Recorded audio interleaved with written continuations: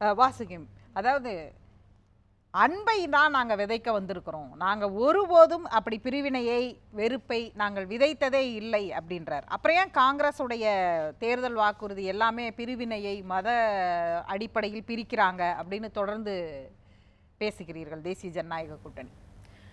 Madam, இப்ப நீங்க சொன்ன மாதிரி எப்பவுமே உலகத்துல வந்து அன்பு தான் ஜெயிக்கும். இப்ப இன்னைக்கு பிரகாஷ் ராஜ் வந்து நான் வெறுப்புக்கு எதிராக வாக்களித்தேன் அப்படின்னு ஒரு ஆக்டர் சொல்றாரு.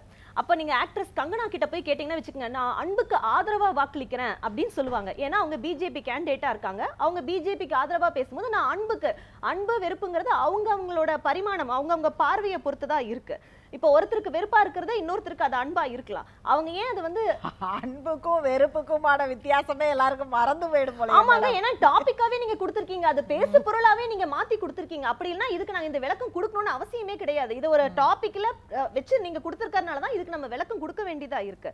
இப்போ அடுத்தது பாத்தீங்கன்னா இந்திரகுமார் சார் வந்து ஸ்டார்ட் பண்ணும்போது இவிஎம் மிஷின் பத்தி சொன்னாங்க.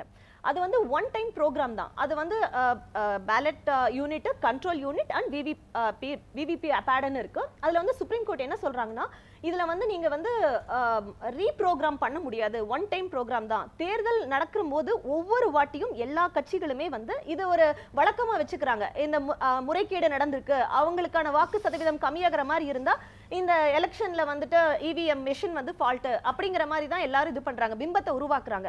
போன தடவை தேர்தல் கமிஷன் ரொம்ப தெளிவா சொன்னாங்க, எலெக்ஷன்ல வந்து தோற்கிறோம் அப்படின்னா மட்டும் இவிஎம் மிஷினை குறை சொல்றாங்க. என்னன்னா தேர்தல் ஆணையம், இருங்க மேடம் நான் சொல்லி முடிச்சேன். தேர்தல் ஆணையம் வந்து தெளிவா வந்து ஒரு அறிக்கை சொல்லியிருந்தாங்க லாஸ்ட் டைம் வந்து, நாங்க வந்து ஹேக்கர்ஸை இன்வைட் பண்றோம், நாங்க 3 நாள் மெஷினை வெளியே வச்சிடுறோம், நீங்க ஹேக்கர்ஸ் யார் வேணாலும் வந்து ஹேக் பண்ணி பாருங்கன்னே ஒரு ஓபன் சேலஞ்ச் வந்து தேர்தல் கமிஷன் கொடுத்திருந்தாங்க. ஆனா யாருமே போயிட்டு ஹேக் பண்றதுக்கு போகவே இல்ல. ஏன்னா அது பண்ண முடியாதுங்கிறது எல்லாருக்குமே தெரியும். மேடம், அதுல இன்னொரு கேள்விகள் இருக்கு. இன்னைக்கு வந்ததே வச்சுப்போம், இது நீங்க சொல்றது முன்பு நடந்த போன எலெக்ஷன் அப்பவே நடந்த ஓபன் சேலஞ்சே பண்ணாங்க. ஆனா இப்ப பிரச்சனை வந்து அந்த 3 மிஷின்ல வந்து பண்ணிருக்காங்களா பண்ணலையாங்கறத தான் நம்மளால ப்ரூஃப் பண்ண முடியும். மத்த அததான் தேரடி எழுப்பினார், அந்த क्वेश्चन தான் எழுப்பினார். ஏன் அந்த கன்சிடரேஷன் சுப்ரீம் கோர்ட் பார்க்கலன்னா அவர் ஹாஷான வார்த்தைகளை பயன்படுத்தினார். ஏன்னா மேலிஷியஸ் ப்ரோகிராம் இருக்கும் அப்படின்னா அப்ப இதை செய்ய முடியும்ங்கறதை நீதிமன்றம் ஒப்புக்கொள்கிறதா அப்படின்னு ஒரு கேள்வி இருக்குல்ல. அதுதாங்க அவங்களோட ரிப்ளைல தான் எலெக்ஷன் கமிஷன் சொல்றாங்க, இத வந்து நீங்க ஹேக்கே பண்ண முடியாது அப்படிங்கறது அவங்களோட நிலைப்பாடு. அதுக்கு தான் ஓபன் சேலஞ்சா அந்த மெஷினே வெளிய வெச்சாங்க. நீங்க யார் வேணாலும் வந்து கேக்குறேன், அந்த 3 மெஷின்ல பண்ணாம அந்த புரோகிராமிங் பண்ணி வச்சிருக்கிற கோடிங்ல வேற எதுல மலேசியஸ் ப்ரோகிராம் பண்ணி வச்சிருக்கிறதுல பண்ண முடியுங்கிறதுக்கு என்ன இந்த 3 மெஷினை வச்சு தமிழ்நாடு முழுவதும் இந்தியா முழுவதும் வாக்குப்பதிவு நடந்த அத்தனை மெஷின்களும் வந்து நல்ல மெஷின் தான் அப்படின்றதுக்கு யாருமே கொடுக்க முடியாது. நம்பிக்கை தான் எல்லாங்கிற மாதிரி தான். கண்டிப்பா அதுக்காக தாங்க சீல் வச்சு அதுக்கு ப்ரொடெக்ஷன் ஆபீசர்ஸ் எல்லாம் வச்சு அதை வந்து தேர்தல் ஆணையம் வந்து சிறப்பா தான் பண்ணிக்கிட்டு இருக்காங்க.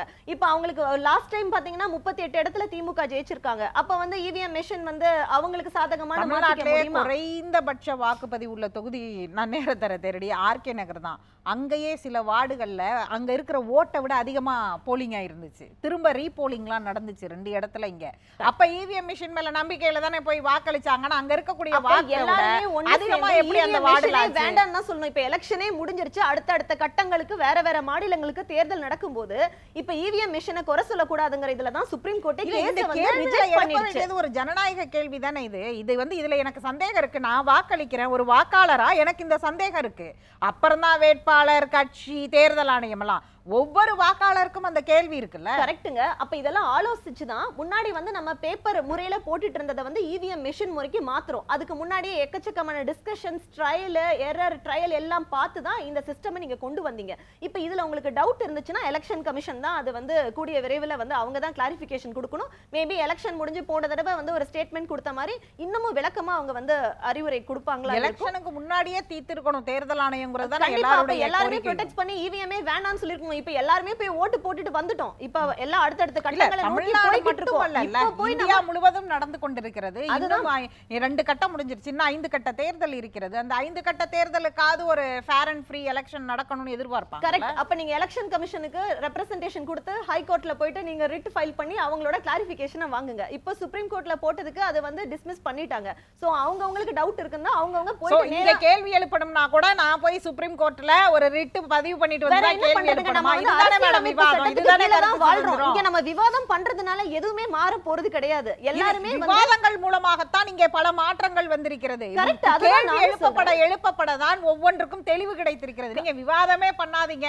அதுதான் அப்படின்னா நீங்க போய் விவாதத்தோட விட்டு நிறுத்திடாதீங்கன்னு விவாதம் சொல்றேன். பண்ணுங்கன்னா எப்படி நான் என்ன நடக்கும்? சொல்றேன்னா விவாதத்தோட நீங்க நிறுத்திடாதீங்க. அடுத்த கட்டமா நீங்க சட்ட ரீதியா அணுகுங்க. எலெக்ஷன் கமிஷன் ஏற்கனவே அதுக்கான அமைப்புகள் செஞ்சுக்கிட்டு தானே இருக்காங்க. அதோட கேஸ் தான் எனக்கு வந்தது. இப்போ அவங்க கிளியரா சுப்ரீம் கோர்ட் வந்து வெர்டிக்ட் கொடுத்துட்டாங்க. அதுக்கப்புறம் நம்ம அதை டிஸ்கஸ் பண்றதை காட்டிலும் உங்களோட கிளாரிபிகேஷன் என்னங்கிறது திரும்பி ஒரு மனுவா நீங்க தேர்தல் ஆணையத்துக்கு கொடுத்தீங்கன்னா உங்களுக்கான பதில் அவங்க கொடுப்பாங்க.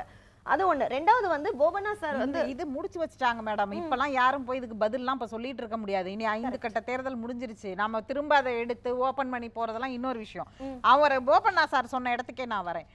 தோல்வி பயத்தில் முன்னாடி 400 பேசினதை ஏன் 2ஆம் கட்ட பரப்புரையில எங்கேயுமே பேசல? தமிழ்நாட்டுல 400ன்னு பேசுனீங்க, அங்கெல்லாம் போய் அத பேசல, வேற எதையோ எல்லாம் பேசுறீங்க. அதான் கோபண்ணா சார் சொன்ன மாதிரி மேனிஃபெஸ்டோ வந்து பிஜேபி இது வந்து எதுவுமே சொல்லாம எங்களுது மட்டும் நீங்க விவாதமா பேசுறீங்கன்னா இவங்களதுல வந்து தப்பு இருக்கிறதுனால தான் அது விவாதமா பேசுது. பிஜேபில வந்து அந்த அளவுக்கு எதுவுமே அவங்க மேனிஃபெஸ்டோல குறை சொல்ற மாதிரி இல்லாததுனால தான் அவங்க எதுவும் விவாதம் பண்ணாம இருக்காங்க. அவங்களோட வாக்குறுதியிலேயே ரீடிஸ்ட்ரிபியூஷன் ஆஃப் வெல்த்ங்கிற ஒரு கான்செப்டை வந்து ராகுல் ஜி சொல்றாரு.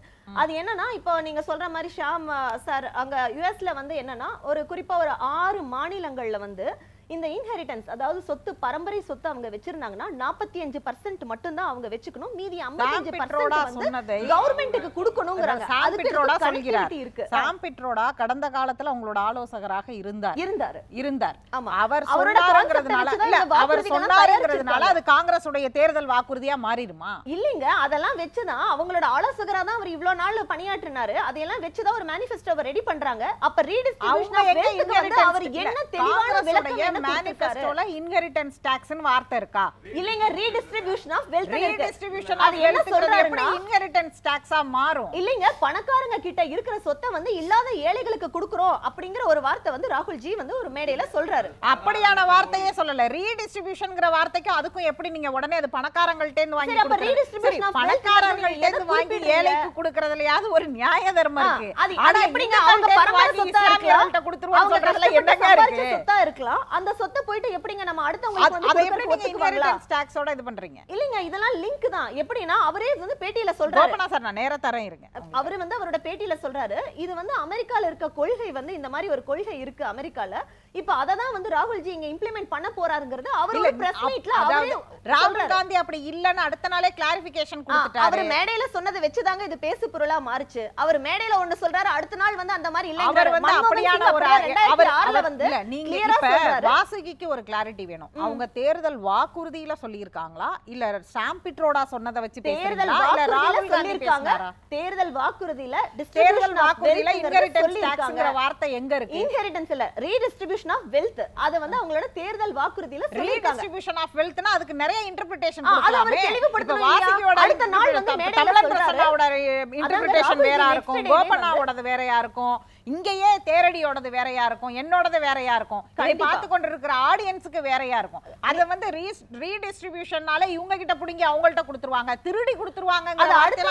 அடுத்த நாளே ராகுல் ஜி மேடைகள்ல வந்து சொல்றாரு ரீடிஸ்ட்ரிபியூஷன் ஆஃப் வெல்த் அப்படின்னா நான் வந்து இருக்கிறவங்க கிட்ட இருந்து வாங்கி இல்லாதவங்களுக்கு கொடுக்குறேங்கிற கான்செப்ட் வேணா சரியா இருக்கலாம். அதுக்காக ஒருத்தரோட சொத்தை வாங்கி இன்னொருத்தருக்கு கொடுக்குறேங்கிறது எப்படி அவங்க பரம்பரை சொத்தா இருக்கலாம், அவங்க கஷ்டப்பட்டு கடினமா சம்பாதிச்ச சொத்தா இருக்கலாம். இப்போ இந்த நியூஸ் 7 சேனல் எடுத்துக்கங்க, நாளைக்கு வந்து இவ்ளோ சர்டன் அமௌண்ட் தான் நீங்க வச்சிருக்கணும், இப்படி இப்படி ஸ்டாண்டர்ட் ஆஃப் ஏக்கர்ஸ் ஒரு லால சொல்றாங்க. அந்த மாதிரி சொத்து வந்து அத வாங்க நாங்க கொடுக்கறோம், நீங்க ஒத்துப்பீங்களா? அது மாதிரி வாங்க மேடம். அவங்க இல்லங்க, ரீடிஸ்ட்ரிபியூஷன் ஆஃப் வெல்த்க்கு சரியான விளக்கம் வந்து ராகுல் ஜி இல்ல. நீங்க ஒவ்வொரு நாள் வந்து மேல சொல்லிட்டு அடுத்த தேர்தல் இல்ல அவங்களுடைய தேர்தல் வாக்குறுதியா இந்த பாயிண்ட்ல இப்படி சொல்லிருக்காங்கன்னு முழுசா இதுவரைக்கும் வாசிக்க இத படிக்கல. ரீடிஸ்ட்ரிபியூஷன் ஆஃப் வெல்த்னா என்ன? அதுக்கு மட்டும் மீனிங் சொல்லுங்க. அது அவர்தான் சொல்லணும். மேனிஃபெஸ்டோல சொன்னது வந்து கோபண்ணா சார் எக்ஸ்பிளைன் பண்ணனும். அது கோபண்ணா சொல்லுவாரு. அவர் சொல்லணும்னா ரீடிஸ்ட்ரிபியூஷன் ஆஃப் வெல்த்க்கே அவர்தான் மீனிங் சொல்லணும்னா உங்களுக்கு தெரியும். ரீடிஸ்ட்ரிபியூஷன் ஆஃப் வெல்த் அவங்க கட்சி மேனிஃபெஸ்டோல இருக்கு. அவங்க வந்து விளக்கம் ஒண்ண கற்பிதம் பண்ணிட்டு இத தான் அவங்க சொல்றாங்க, மேடைகள்ல சொல்றாங்க. எப்படி நீங்க சொல்ல முடியும்? இப்பயே அவங்கள்ட்ட தானே கேக்குறீங்க. இப்போ அவங்க கிட்ட தான் கேப்போம். மேடைகள்ல ராகுல் ஜி சொன்னத தான் நாங்க வந்து இப்போ உங்களுக்கு வந்து நாங்க விளக்குறோம். இது எப்படி அவங்கள்ட்ட முன்னாடி வந்து அவங்க ஆட்சியில இருந்தாங்களே இதெல்லாம் அப்பவே பண்ண ஆரம்பிச்சிருக்கலாமே, ஏன் அதெல்லாம் பண்ணாம உடனே அந்த டெம்ப்ளேட்டுக்கு போய்ட்டோம் நம்ம இதெல்லாம் சொல்லிக்கிட்டு இருக்காங்க. என்ன வாசகி நம்ம வந்து அதாவது 50 ஆண்டுகளுக்கு மேலவே காங்கிரஸ் வந்து மெஜாரிட்டி ஆஃப் இதுல வந்து இந்தியாவை ரூல் பண்ணது காங்கிரஸ் கவர்மெண்ட் தான். அப்ப இத்தனை வருஷமா செய்யாம ஏன் இப்ப இதெல்லாம் வந்து சொல்லிக்கிட்டு இருக்காங்க மேடம்? நீங்க தமிழ் மாநில காங்கிரஸ்ல இருந்து தானே தானே வந்திருக்கீங்க. யூபிஏ கவர்மெண்ட் அமைச்சரவையில நீங்க இருந்தீங்க மேடம். நீங்களும் அப்ப சொல்லி இருந்து செய்ய சொல்லி இருந்திருக்கலாம் மேடம். நிறைய விஷயம் பிடிக்காதனால தான் அவங்க பிரிஞ்சு வெளியே வந்துட்டாருங்க. வாசனையா வெளியே வந்தது ஓகே பேசலாம். காங்கிரஸ் கவர்மெண்ட் பண்ணது பிடிக்காம தான் வெளில வந்தாங்க. ஓகே பேசலாம். வாசிங்க மேடம். இந்தி கூட்டணிங்கிறது வந்து தலைமை இல்லாத கூட்டணி, பிரதமர் யாருங்கிறதே தெரியாத ஒரு கூட்டணி. அந்த தோல்வி பயத்துல தான் பிரதமரோட ஒவ்வொரு பேச்சுக்கும் ஏதாவது ஒரு இதை வந்து கிளப்பி விட்டு வெறுப்பு அரசியல்னு சொல்லிட்டு ஒரு பிம்பத்தை உருவாக்கி மக்களை வந்து ஏமாத்திக்கிட்டு இருக்காங்க. அதே போல பெண்களை வந்து மதிக்கல அப்படிங்கிறவங்க இன்னைக்கு ஷெட்யூல் ட்ரைபா இருக்கிற திருமதி முர்மு அவர்களை வந்து பிரசிடென்ட்டா கொண்டு வந்தது வந்து பிஜேபி கவர்மெண்ட் தான்.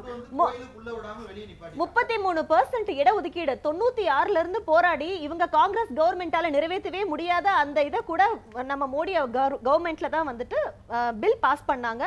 அது இல்லாம 80 கோடி பேருக்கு வந்து இலவச உணவு திட்டத்தை வந்து கொண்டு வராங்க.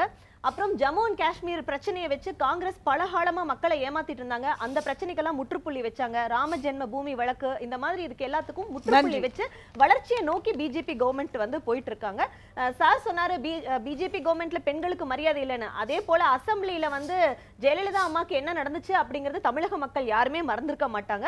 மோடியோட ஒரு பேச்சுக்கும் வந்து எலெக்ஷன் கமிஷனுக்கு வந்து கம்ப்ளைண்ட் எழுதிட்டு இருக்கிற இந்தி கூட்டணிக்காரங்க இங்கே திரு உதயநிதி ஸ்டாலின் அவர்கள் வந்து 40 தொகுதியிலுமே வந்து 29 பைசா மோடி, அப்புறம் நம்ம முன்னாள் முதல்வர் எடப்பாடி அவர்களை வந்து ரொம்ப இழிவா வந்து பேசினாங்க. அதையெல்லாம் வந்து எந்த தேர்தல் ஆணையத்துக்கும் யாருமே வந்து நோட்டீஸ் அனுப்பல. இந்த மாதிரி வந்து இவங்களும் வந்து நடந்ததெல்லாம் எதுவுமே அதிமுக காரர்கள் பார்த்தால் சந்தோஷப்படுவார்கள். வேறு கூட்டணியில் இருந்தாலும் நீங்கள் பேசுகிறீர்கள். யார் வேணாலும் பேசலாங்க. தப்புன்னு சொல்றது எந்த கட்சியில இருந்து வேணாலும் சொல்லலாங்க. நன்றி. தேங்க்யூ.